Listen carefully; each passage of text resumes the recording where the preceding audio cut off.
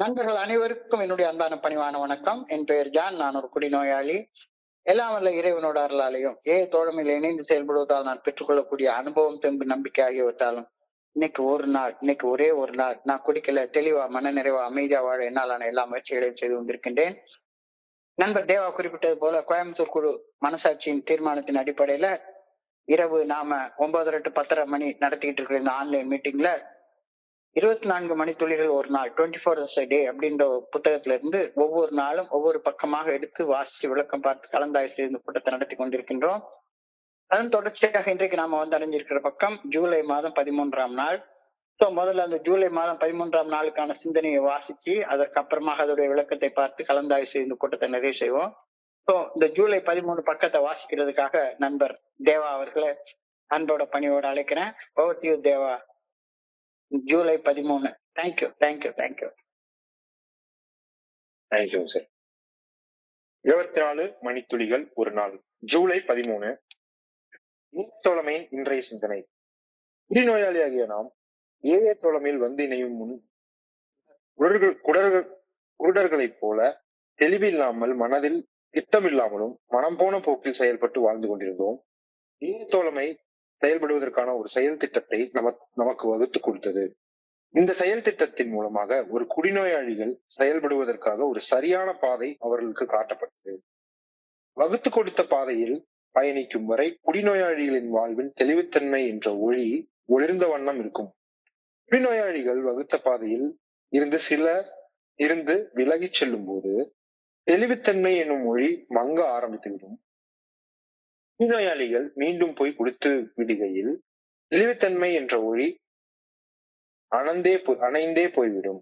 தெளிவான ஒளியை மீண்டும் முறை குடிநோயாளிகள் ஆங்காங்கே முட்டி மோதி காயப்பட்டு வாழ்ந்து கொண்டிருப்பார்கள். நான் தோழமை காட்டும் ஒளியின் பாதையில் பயணிக்கின்றேனா? இன்றைக்கான தியானம். நான் நல்லவற்றை எதிர்நோக்கி இருக்க வேண்டும், நல்லதே நடக்கும் என்று தொடர்ந்து நான் எதிர்நோக்கி இருக்க வேண்டும். என்னிடம் இருக்கும் எதையும் விட உயர்ந்த ஒன்றை இறையற்பேராற்றல் எனக்கு அளிக்க என்றென்றும் வைத்திருக்கின்றது என்று நான் உறுதியாக நம்ப வேண்டும். முதிர்ந்த வயதை நோக்கி மகிழ்வுடன் வளர வேண்டும். முடிவுக்கு பின்னரும் கூட நிலையான ஒன்றை இறையற்பேராற்றல் எனக்கு தரும் என்ற உறுதியான நம்பிக்கையில் தான் முழுமையான வாழ்க்கையும் அடங்கியிருக்கின்றது. நல்ல வாழ்வு என்பது தொடர்ந்து வளர்ந்து விரிவடையும் தன்மை உடையதாக மட்டுமே இருக்க முடியும். நமது எல்லைகள் தொடர்ந்து விரிவடைந்த வண்ணம் இருக்க வேண்டும். நம் நண்பர்களின் வட்டம் தொடர்ந்து விரிவடைந்த வண்ணம் இருக்க வேண்டும். நாம் பயனுள்ள வாழ்க்கை வாழ்வது தொடர்ந்து விரிவடைந்து கொண்டே இருக்க வேண்டும். அடுத்த நிகழ இருப்பது நன்மையானது என்ற முழு நம்பிக்கையுடன் நான் காத்திருக்க வேண்டும் என வேண்டுகின்றேன். வாழ்வை குறித்த ஒரு நல்ல வகை எதிர்நோக்கு என்னில் தொடர்ந்து இருந்து வர வேண்டும் எனவும் வேண்டுகின்றேன். தேங்க்யூ. நன்றி தேவா. நண்பர்கள் அனைவருக்கும் மீண்டும் ஒருமுறை என்னுடைய அன்பான பணிவான வணக்கங்களை தெரிவித்துக் கொள்றேன். என் பெயர் ஜான். நான் ஒரு குடிநோயாளி. எல்லாம் வல்ல இறைவனோட அருளாலையும் தோழமையில இணைந்து செயல்படுவதால் நான் பெற்றுக்கொள்ளக்கூடிய அனுபவம், தெம்பு, நம்பிக்கையாலையும் இன்னைக்கு ஒரே ஒரு நாள் நான் குடிக்கல, தெளிவா, மன நிறைவா, அமைதியா வாழ என்னாலான எல்லா முயற்சிகளையும் செய்து கொண்டிருக்கின்றோம்.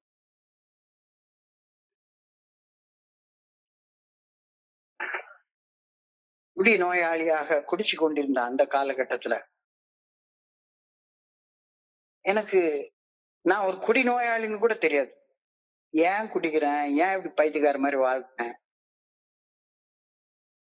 எதுக்கு வீட்டுல சின்ன குழந்தைக்கு வச்சு பால் பவுடர் வாங்கி வச்சுக்கிற காசை கூட எடுத்துட்டு போய் குடிக்கிறேன்னு, அரிசி வாங்க வச்சுட்டு காசு போய் எடுத்து போய் குடிக்கிறேன்னு, எதுக்கு இப்படி எல்லாம் செய்யறேன்? நான் ஒரு குடிநோயாளின்னு கூட எனக்கு தெரியாது.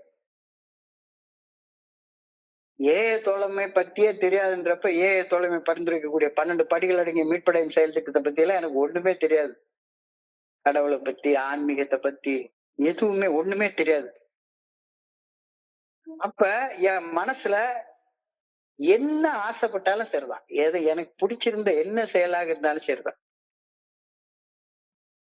உடனே போய் செஞ்சிருவேன். அத ஒரு பெரிய கௌரவமாக நினைச்சுப்பேன். நான் ரொம்ப எனக்கு பிடிச்ச ஒரு படம் வந்து வசந்த மாளிகை அப்படின்னு ஒரு படம். அந்த காலத்துல நீங்க பாத்துருப்பீங்களா என்னன்னு எனக்கு தெரியாது. வசந்த மாளிகை அப்படின்னு ஒரு படம். அந்த படத்துல ஒரு டயலாக் வரும்.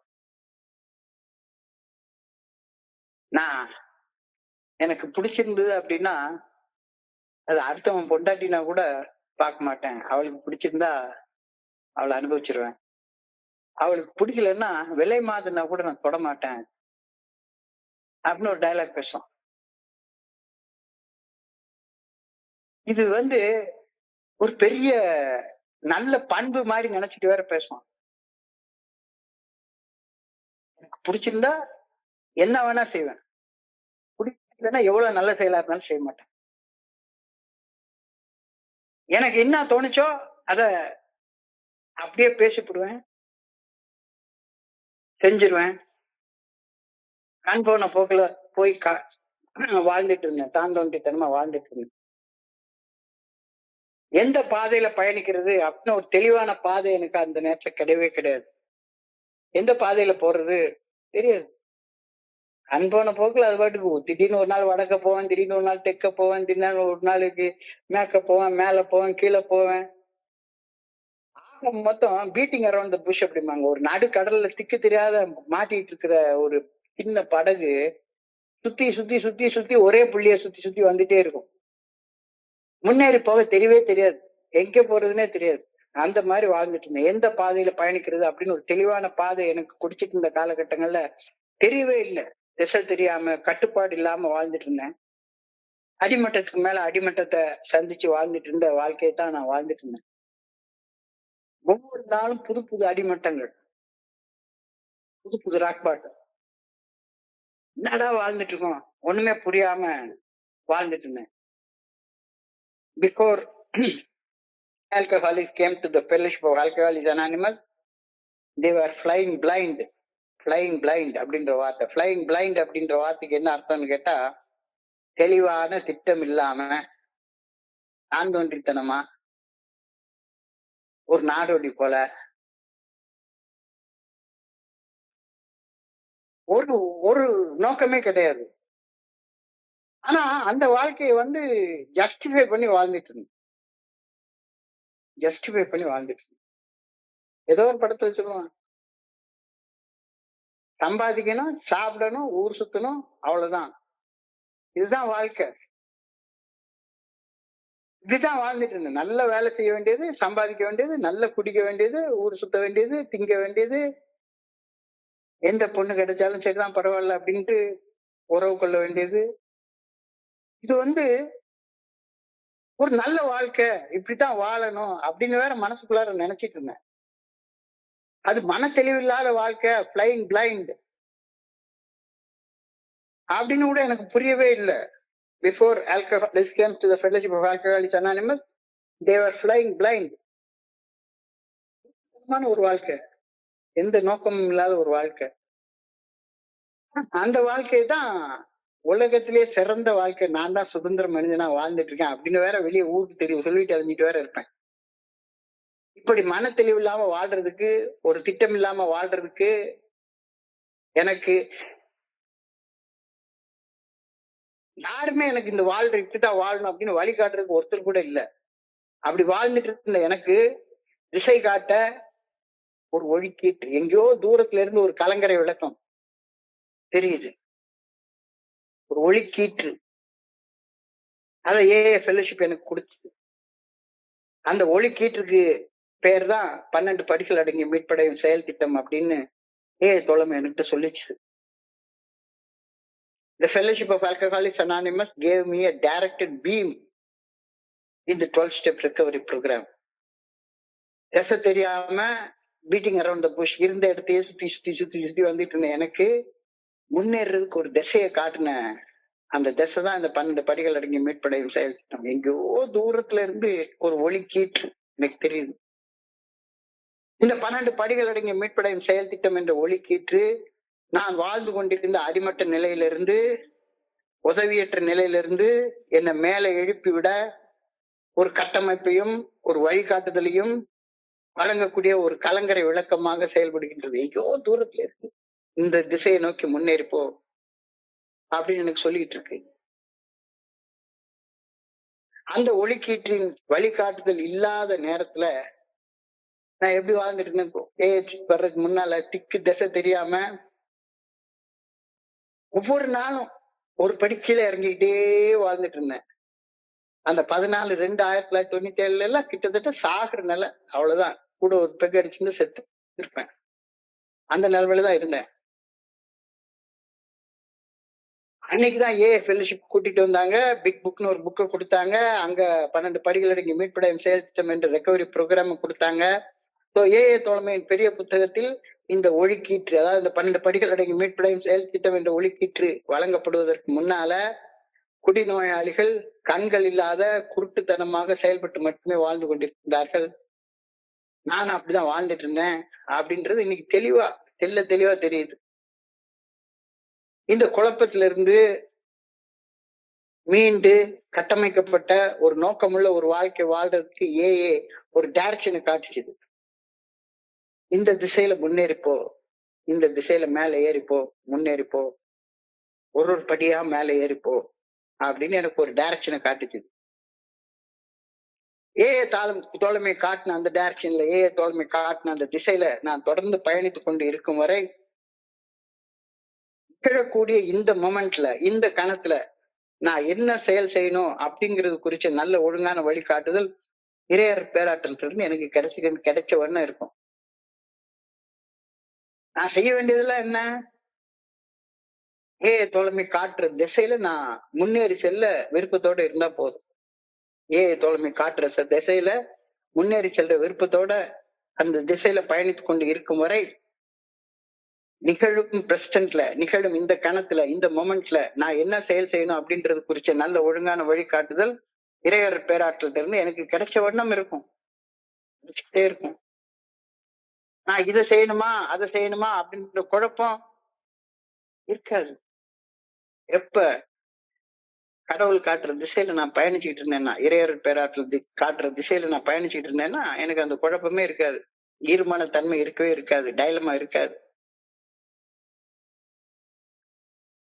நல்ல ஒழுங்கான வழிகாட்டுதல் எனக்கு கிடைச்சிட்டே இருக்கும். சோ இப்ப என்ன செயல் செய்யணும் அப்படிங்கிற குழப்பம் என் மனசுல ஏற்பட்டுட்டாலே என்ன அர்த்தம்? அதுக்கு நான் தோழமை காட்டுற திசையில பயணிக்கிறதுல இருந்து பாதம் மாதிரி வெளியே போயிட்டு இருக்கேன். அப்பதான் எனக்கு இதை செய்வா அதை செய்வா இதை செய்வா அதை செய்வான்ற குழப்பமே உண்டாகும். காட்டுற திசையில போயிட்டே இருக்கிறப்ப குடிக்கணுமா வேண்டாமா? குடிக்க வேண்டாம், அவ்வளவுதான். பயப்படணுமா வேண்டாமா? பயப்பட வேண்டாம், அவ்வளவுதான். கோவப்படணுமா வேண்டாமா? கோவப்பட வேண்டாம், அவ்வளவுதான். பொறாமப்படணுமா வேண்டாமா? பொறாமப்பட வேண்டாம். இந்த திசையில நான் பயணிச்சுட்டு இருக்கிற வரைக்கும் எனக்கு டைலமாவே கிடையாது. ஆனா இந்த திசையில இருந்து விலகிட்டேன்னா ஒன் பிக்சர் பாக்கணுமா வேண்டாமா? ஒரு மனசு பாருன்னு சொல்லும், மனசாட்சி பார்க்காதன்னு சொல்லும். ஒரு குழப்பம், ஒரு டைலமா. சோ இதை செய்யணுமா அதை செய்யணுமா அப்படின்ற குழப்பம் இறையர் பேராற்றல் இருந்து வர்றதே கிடையாது. அது என் மனசுக்குள்ள இருந்து வர்றது. அது வந்துச்சுனாலே, குழப்பம் என் மனசுக்குள்ளார ஏற்பட்டுருச்சுனாலே, ஈர்மனத்தன்மை ஏற்பட்டுருச்சுனாலே நான் என்ன தோழமை காட்டுற அந்த பாதையில இருந்து விலகி போறேன் அப்படின்னு அர்த்தம்.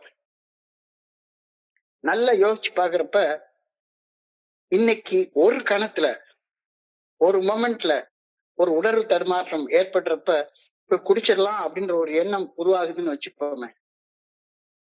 ஒரு மொமெண்ட்ல இந்த வாழ்க்கை வாழ்றதுக்கு போய் குடிச்சிடலாம் அப்படின்ற ஒரு எண்ணம் உருவாகுதுன்னு வச்சுக்கோங்க. அப்படி உருவாற எண்ணம் நேரமாக ஆக மனசுக்குள்ளார தீவிரமாக சிந்திக்கப்பட ஆரம்பிக்கும். உள்ளுக்குள்ளார அந்த எண்ணத்தை சுத்தியே சிந்தனை வந்துகிட்டே இருக்கும். குடிக்கலாமா வேண்டாமா, குடிக்கலாமா வேண்டாமா அப்படின்ற மனசுக்குள்ளார அந்த எண்ணம் தீவிரமடைய ஆரம்பிக்கும். தீவிரமடைஞ்சு அதிதீவிர மன வெறியாக மாற ஆரம்பிச்சிடும். குடிக்கலாமா வேண்டாமா அப்படின்ற அந்த ஈர்மன தன்மை தாங்க முடியாத அளவுக்கு ஸ்ட்ரெஸ் உண்டாக்கிறோம். இப்ப இந்த தருணத்துல நான் என்ன செய்யணும்? ஒண்ணு போய் குடிக்கணும், இல்லாட்டி போனா தோழமை எனக்கு வகுத்து கொடுத்திருக்கிற பாதைக்குல இருந்து ரொம்ப தூரம் விலகி போயிட்டேன், மறுபடியும் அந்த பாதையில வந்து சேர்ந்துக்கணும். திசை மாதிரி போயிட்டேன், மறுபடியும் தோழமை காட்டுற பாதையில வந்து சேர்ந்துக்கணும் திரும்பியும் உடனே அந்த பாதைக்கு திரும்பி வந்துடணும் அப்படின்றது தோணுச்சுன்னா நான் தப்பிச்சிட்டேன். ஒரு அழகான பாட்டு ஒண்ணு உண்டு. பாதை வகுத்த பின்பு பயந்தென்ன லாபம், அதில் பயணம் நடத்திவிடு மறைந்திடும் பாவம். பாவம்லாம் என்ன? வகுத்த பாதையில நடக்காம பாதை மாதிரி போறதுதானே பாவம். பாதையை வகுத்து கொடுத்தாச்சு, இதுதான் பாதை, இதுதான் பயணம்.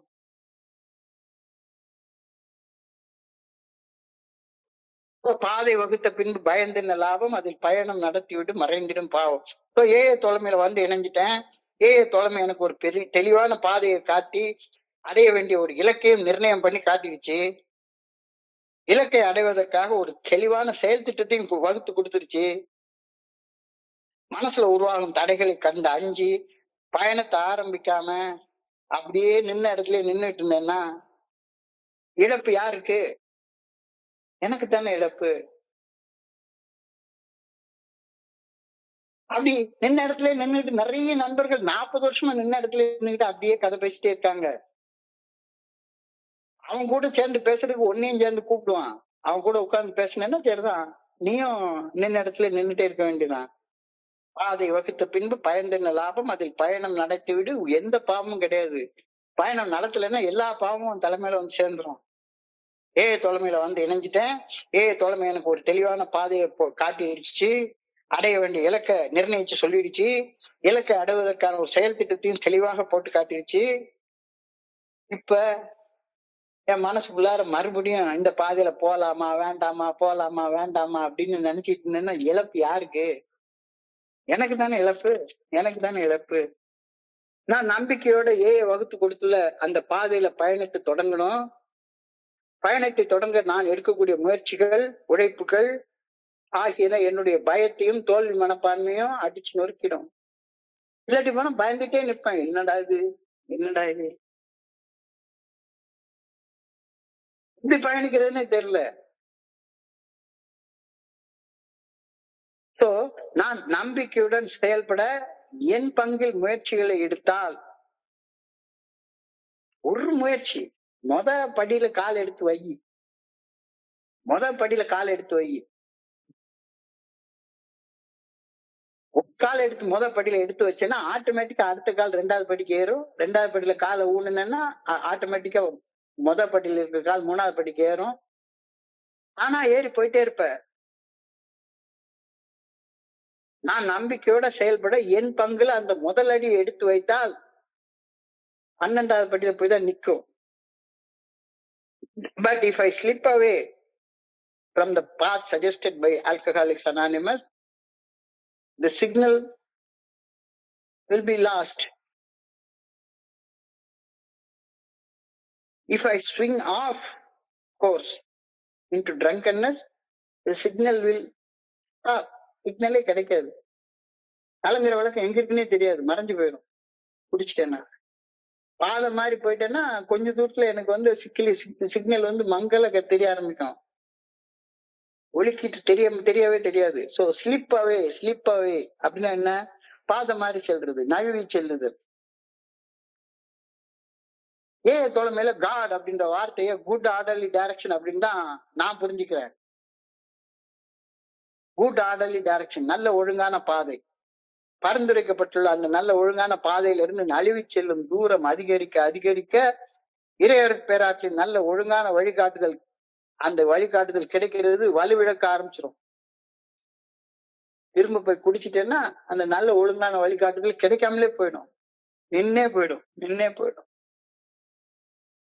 மறுபடியும் 1வது படியில இருந்து ஏறி வர ஆரம்பிக்கணும்.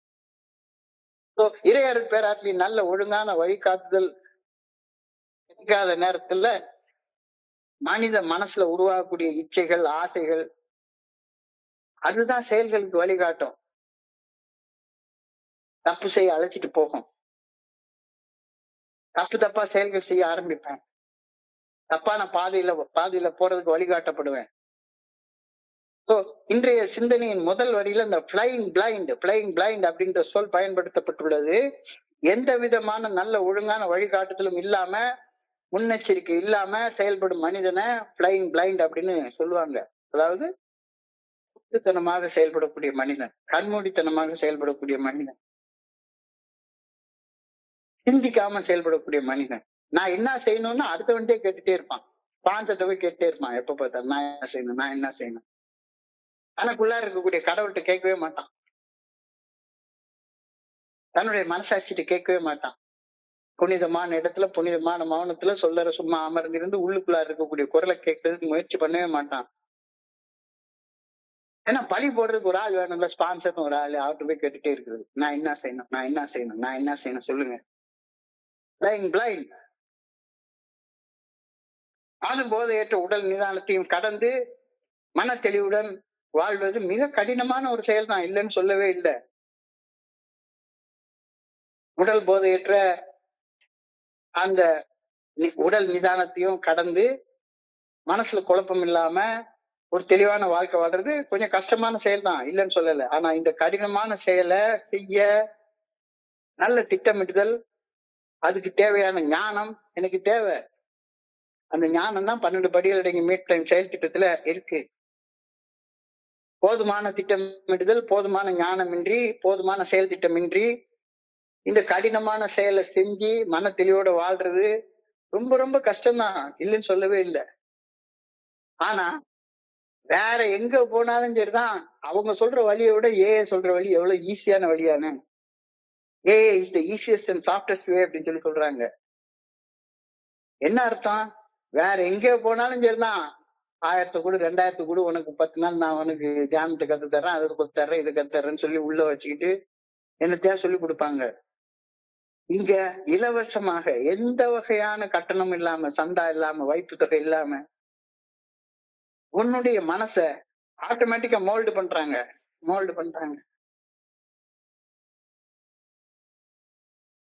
இதனால இன்னைக்கு சிந்தனை இந்த கருத்தை ரொம்ப வலியுறுத்தி சொல்லுது. ஆழமாக சிந்திச்சு பார்க்க சொல்லுது. ரொம்ப ஆழமாக சிந்திச்சு பார்க்க சொல்லுது. பார்த்த மாதிரி போயிடாது. தோழமையில உனக்கு ஒரு பாதையை போட்டு கொடுத்துருக்குது, அந்த பாதையிலேயே பயணிச்சுட்டு போயிட்டே இரு. ஒரு தனி மனிதனாகிய நான் தோழமையில இணைஞ்சதுக்கு அப்புறமாக தோழமையில பகிரப்படும் அனுபவங்களை கொண்டு என்னையே ஒரு குடிநோயாளி என்று ஒப்புக்கொண்டு மோசம் செய்யும் முதல் குடியிலிருந்து ஒரு நாள் அடுப்பிலையில விலகி இருந்து மது போதையற்ற உடல் நிதானத்தை அடைஞ்சு, பிசிக்கல் சோபரிட்டி அடைஞ்சு வாழ்க்கையை வாழ ஆரம்பிக்கிறேன். இது ஆரம்பம். ஆனாலும் என்னுடைய குடிநோயின் காரணங்களை அறிந்து அந்த காரணங்களை எனக்கிட்ட இருந்து கலைந்தெறிய தோழமை பரிந்துரைக்கக்கூடிய 12 படிகள் அடங்கிய மீட்படையும் செயல் திட்டத்தின் வெளிச்சம் எனக்கு ரொம்ப அவசியமா தேவைப்படுது. இல்லாட்டி போனா அவ்வளவுதான், குடிக்கிறது நிறுத்தினது போதும் அப்படின்னு ஊரா சுத்திட்டு அலைஞ்சிட்டு ஒர்க் ஷாப்பா அட்டன் பண்ணிட்டு பொழுத போக்கிட்டு, அந்த பொழுத போக்குறதுல மறுபடியும் குடிக்கிறதுல கொஞ்ச நேரம் அப்படியே பொழுத போக்கி நாளைக்கு பாத்துக்கலாம்னு போய் எனக்கெல்லாம் 20 வருஷம் கடந்து ஓடிடுச்சுது. 19 வயசுல ஆரம்பிச்ச கூடி 39 வயசுல போய்தான் நின்னுச்சுது.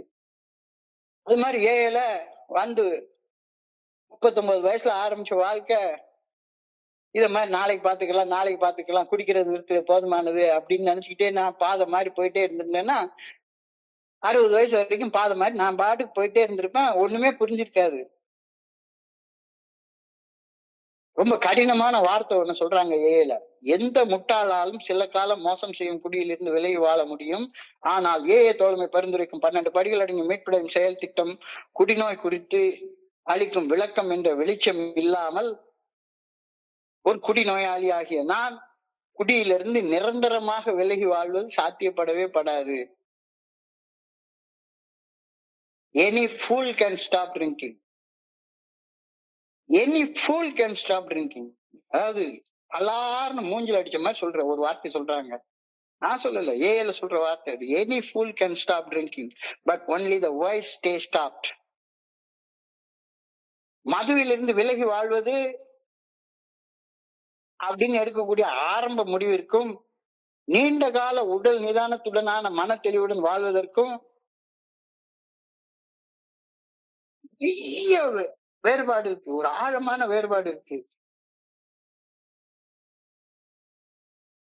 ஒரு 10 நாள் குடிக்காம இருக்கிறது, அதுக்கப்புறமா கொஞ்ச நேரம் போய் குடிச்சுக்கிறது, ஒரு 5 நாள் குடிச்சுக்கிறது, திரும்ப வந்து திரும்ப வர வேண்டியது. கொஞ்ச நாள் குடிக்காம இருக்கிறது. ஸோ மதுவிலிருந்து விலகி வாழ்வது என எடுக்கும் ஆரம்ப முடிவிற்கும் நீண்ட காலம் உடல் நிதானத்துடனும் மன தெளிவுடனும் வாழ்வது என்ற உறுதிப்பாட்டிற்கும் இடையே மிக ஆழமான வேறுபாடு இருக்கின்றது அப்படின்றத இன்னைக்கு சிந்தனை வலியுறுத்தி சொல்லுது. நெருக்கடியான தருணங்கள் மரண பயத்தை உண்டாக்கிச்சுன்னா, இன்னொரு ட்ரிங்க் அடிச்சேன்னா செத்துருவேன் அப்படின்ற மரண பயம் வந்துருச்சுதானே குடிக்கிறத தற்காலிகமாக நிறுத்துறதுக்கும், நிறுத்திய நிலையில் பயம் விலகிய பின்னரும் குடிக்கிறத நிறுத்திய நிலையில் நீடித்து வாழ்வதற்கும் ஒரு ஆழமான ஞானம் இல்லாத மனுஷனால வாழவே முடியாது. மறுபடியும் முட்டா பைய மாதிரி ஆரம்பிச்ச இடத்துல திரும்ப வந்து நின்றுட்டே இருப்பேன். இந்த பரமபத விளையாடிட்டு இருக்கிறப்ப மேல போயிரும், பாம்பு கடிச்சுட்டா கடைசியில கீழே புறப்பட்ட இடத்துக்கே வந்துரும். அந்த மாதிரி டிஃபிகல்டி இன் ஸ்டேயிங் ஸ்டாப்ட், நிறுத்திய நிலையில் நீடித்து இருப்பதில் உள்ள சிரமம். மனத்தெளிவுடன் வாழ்வது மிக நீண்ட பயணம். உணர்வு தடுமாற்றங்களையும் கொந்தளிப்புகளையும் சமாளிப்பதற்காக மதுவை கட்டாயமான விதத்தில் நாடும் நிலை ஒரு குடிநோயாளியின் மனசுல இருக்கக்கூடிய மையமான பிரச்சனை. அதான் சென்ட்ரல் ப்ராப்ளம். எனவே தனது உணர்வு தடுமாற்றத்தை சமாளிக்கும் எல்லைக்குள்ளார வச்சுக்கிட்டு மேனேஜபிள் லிமிட்ஸ்ல வச்சுக்கணும். அன்மேனேஜபிள் லிமிட்ஸ்ல உணர்வுகளை விட்டுறவே கூடாது. உணர்வுகள் சாவர வரைக்கும் எல்லா மனுஷங்கிட்ட இருந்துகிட்டே தான் இருக்கும். உணர்வுகள் இல்லாம எந்த மனுஷனும் இருக்க முடியாது. பயம் வரும், கோபம் வரும், பொறாமை வரும், சந்தேகம் வரும். ஆனா அன்மேனேஜபிள் லிமிட்ஸ்ல அந்த உணர்வுகளை வச்சுக்க கூடாது. வித்தின் மேனேஜபிள் லிமிட்ஸ்ல வச்சுக்கிறதுக்கு தான் நம்ம இந்த ப்ரோக்ராமுக்கு வர்றோம். அதுக்கு வேணா செயல் திட்டம்னு நமக்கு கொடுத்து வச்சிருக்காங்க. டிஃபிகல்டி இன் ஸ்டேயிங் ஸ்டாப்ட், நிறுத்திய நிலையில் நீடித்து இருப்பது. அதுக்கு வாழ்க்கை நிலையில நீ லைஃப் ஸ்டைல் சேஞ்சஸ் கொண்டு வரணும். அதுக்கு உனக்கு ஒரு ரெக்கவரி ப்ரோக்ராம் அவசியம் தேவை. ரெக்கவரி ப்ரோக்ராம் குறிச்ச ஒரு காமன் சென்ஸ், ஒரு சாதாரண அறிவு கண்டிப்பாக தேவை. இதெல்லாம் எனக்கு தேவையில்லைன்னு சும்மா உட்காந்து யாரோ சொல்றாங்கன்னு சொல்லி கேட்டுட்டு உளறிட்டே இருக்காத. True strength and wisdom in sobriety lie in the daily consistent action that supply a life of sobriety. மது அருந்தாத வாழ்க்கைய ஆதரிக்கும் தினசரி தெளிவான செயல்கள் தான் மன தெளிவுடனான வாழ்க்கையின உண்மையான வலிமையையும் ஞானமும் அடங்கியுள்ளன என்பதை இன்றைய சிந்தனை வலியுறுத்தி சொல்லுது. True strength and wisdom in sobriety lie in the daily consistent action that supply life of sobriety. தோழமையின் செயல் திட்டம் குறித்த வெளிச்சம் இல்லாத பட்சத்துல மன தெளிவுடனான வாழ்க்கை எப்ப வேணுமானாலும் நொறுங்கும் அபாயம் இருந்து கொண்டே இருக்கும். Unless alcoholics gain the AA direction, unless alcoholics gain the AA directed beam, they are in danger of crashing against the mountain peak of despair. இல்லைன்னா என்னைக்கா ஒரு நாளைக்கு போய் முட்டிட்டு மோதிட்டு தலைய உடைச்சிட்டு உட்கார்ந்துட்டு இருப்பாங்க. தலையை உடைச்சிட்டு உட்கார்ந்துருப்பாங்க. அதாவது என்னால விரக்தியை தாங்க முடியலன்னு திருப்பி போய் குடிக்கிறவன பில்டபிள்யூ சொல்றாரு. தலை வலிக்குது தாங்க முடியல, தலை வலிக்குது அப்படின்னு யாராச்சும் தலை வலிக்குதுன்னு குச்சியில் எடுத்து தலையில டம்முன்னு அடிச்சுக்கிட்டான்னா அந்த பைத்தியக்காரன மாதிரி ஆயிடுவேன் நானு. அப்ப அழகா சொல்றாரு, unless alcoholics gain the AA directed beam. இந்த AA directed beamன்றது வந்து ஒரு வெளிச்சம். என்ன வெளிச்சம்? 12 படிகள் அடங்கிய மீட்படையின் செயல் திட்டம் பற்றிய வெளிச்சம் இல்லைன்னா இந்த பைத்தியக்காரன மாதிரி சுத்தியில எடுத்து மண்டையில டம்முன்னு அடிச்சுக்கிட்டே உட்கார்ந்து இருப்ப. இன்னமும் அந்த பைத்தியக்காரன மாதிரி இருக்கியா? உன்னை நீ ஒரு கேள்வி கேட்டுக்கோ அப்படின்னு இன்னைக்கு கேள்வி கேக்குது. Am I in the AA beam? காட்டும் ஒளியின் பாதையில் பயணிக்கின்றேனா? இல்ல இன்னமும் நான் என் மனம் போன போக்குல அந்த இருட்டான பாதையில அது மாதிரி பீட்டிங் அரௌண்ட் த புஷ் அப்படின்னு சுத்தி ஒரு இலக்கு இல்லாம சுத்தி வாழ்ந்துட்டே இருக்கேனா? உன்னை நீயே கேட்டுக்கோ. கேட்டுட்டா இல்லைன்னா இன்னைக்கு தியானத்துக்கு கடந்து போ. இன்னைக்கு தியானம் எனக்கு இந்த கீதாச்சாரத்தை தான் நினைவூட்டுது. என்னுடைய சர்வீஸ் முழுக்க என்னுடைய டேபிள்ல கிளாஸுக்கு கீழே ஃபர்ஸ்ட் அந்த கீதாச்சாரத்துக்கு மேலதான் எந்த ஃபைல்னாலும் வச்சு பார்ப்பேன். எது நடந்ததோ அது நன்றாகவே நடந்தது, எது நடக்கிறதோ அது நன்றாகவே நடக்கிறது, எது நடக்க இருக்கிறதோ அதுவும் நன்றாகவே நடக்கும். என்னுடையது எதை நான் இழந்தேன்? நான் எதையுமே இழக்கலையே, அப்ப எதுக்காக நான் அழணும்? நான் இந்த உலகத்துக்கு வரும்போது எதையும் நான் கையில கொண்டு வரவே இல்லையே, அதனால இலக்கு என்கிட்ட எதுவுமே இல்லையே, நான் எதையும் படைக்கவே இல்லை. எனவே என்கிட்ட இருந்து எதுவுமே வீணாவும் போல. என்கிட்ட இன்னைக்கு இருக்கிறது இறையர் பேராற்றலுடைய அருங்கொடை. யாரும் இதை என்கிட்ட இருந்து எடுக்க முடியாது. எனக்கு கொடுக்கப்பட்ட அருங்கொடையை, அந்த அருங்கொடையில இருந்துதான் நான் என்னுடைய சக மனிதர்களுக்கு நான் கொடுக்குறேன். நானும் கிறுக்க மாதிரி குடிச்சிட்டு இருந்த ஒரு ஆள் தானே, இன்னைக்கு உட்கார்ந்து ராத்திரி உட்கார்ந்து 24 hours டே இதை பண்ணிட்டு இருக்கேன்னா இது எனக்கு இறைவனால கொடுக்கப்பட்ட அருங்கொடை. இந்த அருங்கொடையில இருந்துதான் நான் என்னுடைய சக மனிதர்களுக்கு பகிர்ந்து கொடுக்கிறேன். நான் பகிர்ந்து கொடுக்கிறப்ப என்னுடையதாக இருக்கிறது உங்களுடையதாக மாறுது. நாளைக்கு அது இன்னொரு மனுஷனுடையதா மாறும், அதுக்கு அடுத்த நாளுக்கு இன்னொரு மனுஷனுடையதா மாறும். இன்னைக்கு பில்டபிள் இல்ல, ஆனா அவர் எழுதி வச்ச பெரிய புத்தகத்தை இன்னமும் நாம படிச்சுட்டே இருக்கோம். இதுதான் உலக நீதி, இதுதான் படைப்பின் சாராம்சம், இதுதான் கீதாசாரம், இதுதான் இன்னைக்கு தியானத்துடைய முதல் வரியாக எழுதப்பட்டிருக்கிறது. Be expectant, constantly expect better things, believe that what God has in store for you is better than anything I had before. நான் நல்லவற்றை எதிர்நோக்கி இருக்க வேண்டும், நல்லதே நடக்கும் என்று தொடர்ந்து நான் எதிர்நோக்கி இருக்க வேண்டும். என்னிடம் உள்ள எதையும் விட உயர்ந்த ஒன்றை இறையர் பேராற்றல் எனக்கு அளிக்க காத்து கொண்டிருக்கின்றது அப்படின்னு நான் உறுதியாக நம்பணும்.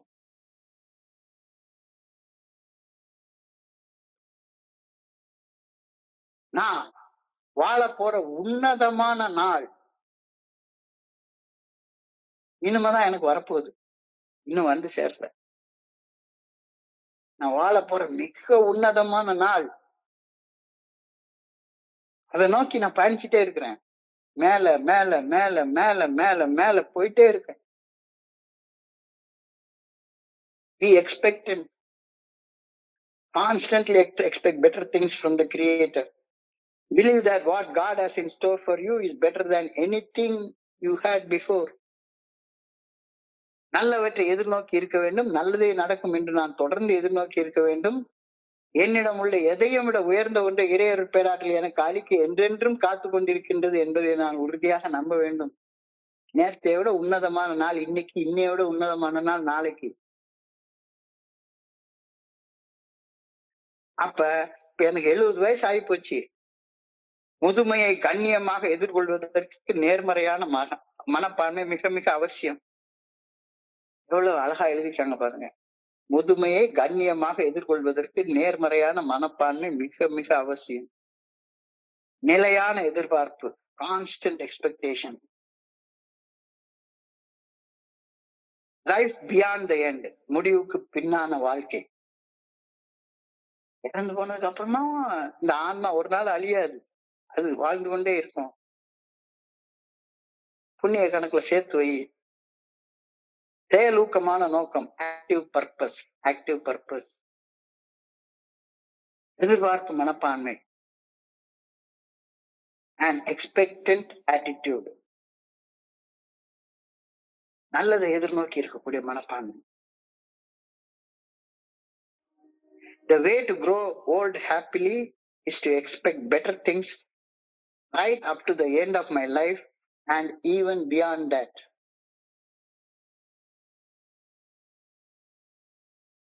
அதாவது மகிழ்ச்சியாக நீ முதிர்ந்து வளர்ந்து வா.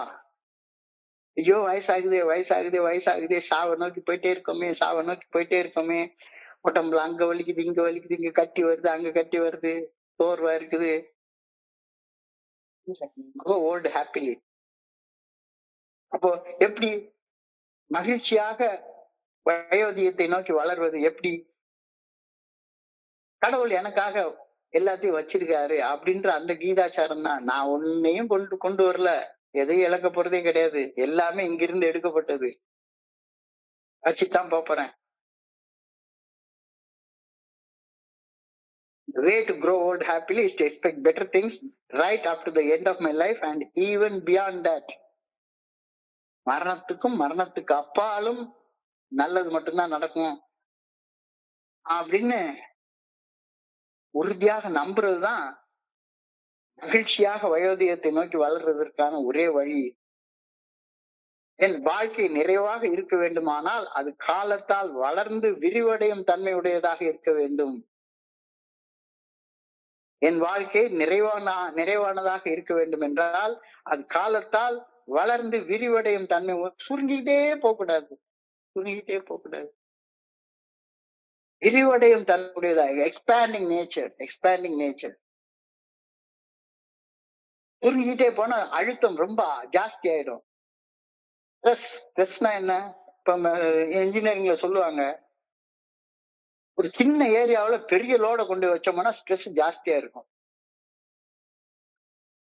அதே நேரத்துல ஒரு பெரிய லோட கூட கால ரெண்டையும் கொஞ்சம் அகலமா விரிச்சிட்டு கொஞ்சம் ஈஸியா தூக்கிடலாம். ஏரியாவை ஸ்ப்ரெட் பண்ணிட்டேன்னா ஸ்ட்ரெஸ் குறைஞ்சிடும். அப்ப வாழ்க்கையை ஸ்ப்ரெட் பண்ணிட்டா, வாழ்க்கை விரிவடையும் தன்மையுடையதாக இருந்தா உன்னுடைய ஸ்ட்ரெஸ் அழுத்தம் கம்மியாக இருக்கும். சோ என்னுடைய வாழ்க்கை நிறைவானதாக இருக்க வேண்டும் என்றால் அது காலத்தால் வளர்ந்து விரிவடையும் தன்மையுடையதாக இருப்பது மிகவும் அவசியம். விரிவடையும் எல்லைகள், எவர் வைடனிங் ஹொரைசான், விரிவான நண்பர்கள் வட்டம், எவர் வைடனிங் ஃப்ரெண்ட் சர்க்கிள், பயனுள்ள செயல்களின் மேம்பட்ட வாய்ப்பு. பயனுள்ள செயல்கள் செய்யறதுக்கு எவ்வளவு வாய்ப்பு இருக்கு. இப்ப எனக்கு நீங்க ஒரு எவ்வளவு பெரிய வாய்ப்பு கொடுத்துருக்கீங்க. Great opportunity to be useful.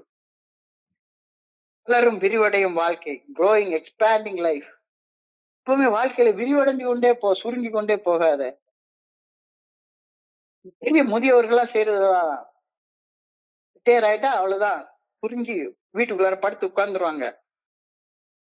A good life is growing, a good life is expanding with ever widening horizons and ever widening greater circle of friends and acquaintances and even greater opportunity to be useful. நல்ல நிறைவான வாழ்க்கை விரிவடையும் தன்மை உடையதாக மட்டுமே இருக்க முடியும். நம் எல்லைகள் குறுகிய எல்லைகளாக இருக்கக்கூடாது. எல்லைகள் விரிவடைந்து கொண்டே செல்ல வேண்டும். நண்பர்கள் வட்டம், தோழமை விரிவடைந்து கொண்டே இருக்க வேண்டும். நானும் பயனுள்ள வாழ்க்கையை வாழும் வகையில் விரிவடைந்த வாழ்க்கையை வாழ்ந்து கொண்டே இருக்க வேண்டும். அதுக்காக வேண்டேன். I pray that I may await with a complete faith for the next good thing in store for me. அடுத்து நிகழ இருக்கும் நன்மையான ஒன்று நிகழும் அப்படின்ற முழு நம்பிக்கையோட நான் காத்திருக்கணும் அப்படின்னு நான் வேண்டேன். I pray that I may always keep an expectant attitude towards life. வாழ்வை குறித்த ஒரு நல்ல வகை எதிர்நோக்கி என்னில் தொடர்ந்து இருந்து கொண்டே இருக்க வேண்டும் அப்படின்னு ஆண்டவா உண்மை வேண்டிக் கொள்கின்றேன். எவ்வளவு அழகாக சொல்லியிருக்காங்க பாருங்க, எவ்வளவு அழகா. இன்னைக்கு சிந்தனைய ஒரு 5 நிமிஷத்துல சுருக்கமாக இன்னொரு தடவை பார்ப்போம். நான் குடி நோயாளியாக குடிச்சிட்டு இருந்த காலகட்டத்துல எனக்கு நான் ஒரு குடி நோயாளின்னு கூட தெரியாது. ஏன் கஷ்டப்படுறேன், எதுக்கு கஷ்டப்படுறேன், ஒண்ணுமே தெரியாது. தோழமை பத்தி தெரியாது. தோழமை பரிந்துரைக்கக்கூடிய 12 படிகள் அடங்கி மீட்படையும் செயல் திட்டம் பத்தி தெரியாது. அப்ப ஒண்ணும் தெரியாத நேரத்தை என்ன செய்வேன்னா, எனக்கு எது சரின்னு தோணுதோ அதை செஞ்சுட்டே இருப்பேன். என் மனசு எது சரின்னு சொல்லுதோ அதை செஞ்சுட்டே இருப்பேன். குடின்னு சொன்னா குடிப்பேன், சினிமா போன்னு சொன்னா சினிமா போவேன். என்னன்னே தெரியாது, என்ன செய்யறோம்னே தெரியாது. மனம் போன போக்குல தான் தோன்றித்தனமாக வாழ்ந்துட்டு இருந்தேன்.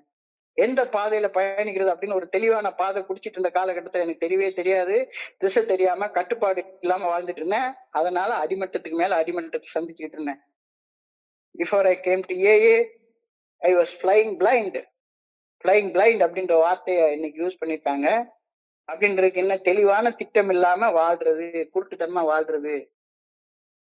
இப்படி தெளிவில்லாம வாழ்றதுக்கு, ஒரு திட்டம் இல்லாம வாழ்றதுக்கு எனக்கு யாரும் தேவையில்ல, என் மனசு மட்டும் போதும். ஆனா நான் ஒரு தெளிவான வாழ்க்கை வாழணும்னா ஒரு திசை காட்டக்கூடிய ஒரு ஒளிக்கீற்று எனக்கு வேணும். அந்த ஒளிக்கீற்று தான் தோழமை எனக்கு குடிச்சுது. அந்த ஒளிக்கீற்றுக்கு பேர் தான் 12 படிகள் அடங்கி மீட்படையும் செயல் திட்டம். The Fellowship of Alcoholics Anonymous gave me a directed beam in the 12-step recovery program. இந்த ஒளிக்கீற்று நான் வாழ்ந்து கொண்டிருந்த அடிமட்டத்தில இருந்து, உதவியற்ற நிலையில இருந்து என்னை மேல எழுப்பி விட்டுச்சுது. எழுப்பி விடுறதுக்கு ஒரு கட்டமைப்பையும் ஒரு வழிகாட்டுதலையும் எனக்கு வழங்கக்கூடிய ஒரு கலங்கரை விளக்கமாக இருந்துச்சு. இந்த ஒளிக்கீட்டின் வழிகாட்டுதல் இல்லாத நேரத்துல நான் I was beating around the push. எந்த ஒரு திசையில முன்னேறாம அப்படியே இருந்த இடத்துலயே சுத்தி சுத்தி சுத்தி சுத்தி வந்துட்டே இருந்தேன்.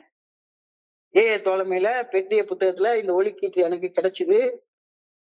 கிடைச்சதுக்கு அப்புறமாக குருட்டுத்தனமாக செயல்பட்டு வாழ்ந்து கொண்டிருந்த நான் தெளிவான வாழ்க்கையை நோக்கி கொஞ்சம் கொஞ்சமா முன்னேற ஆரம்பிச்சேன். குழப்பத்தில் இருந்து கட்டமைக்கப்பட்ட நோக்கமுள்ள வாழ்க்கை முறைக்கு வாழ்றதுக்கு தோழமை எனக்கு திசையை காட்டிச்சுது.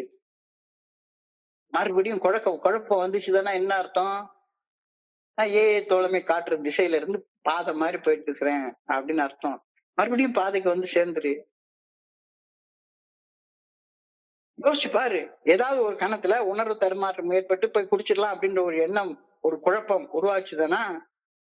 குடிச்சிடலாமா வேண்டாமா, போன் பிக்சர் பாத்துடலாமா வேண்டாமா, கூட்டிடலாமா வேண்டாமா, தப்பான செயல் செஞ்சு ஏதாச்சும் ஒரு பெரிய பணத்தை சம்பாதிச்சிடலாமா வேண்டாமா அப்படின்னு உனக்குள்ளார ஒரு ஈர்மன தன்மை உண்டாகிறப்ப,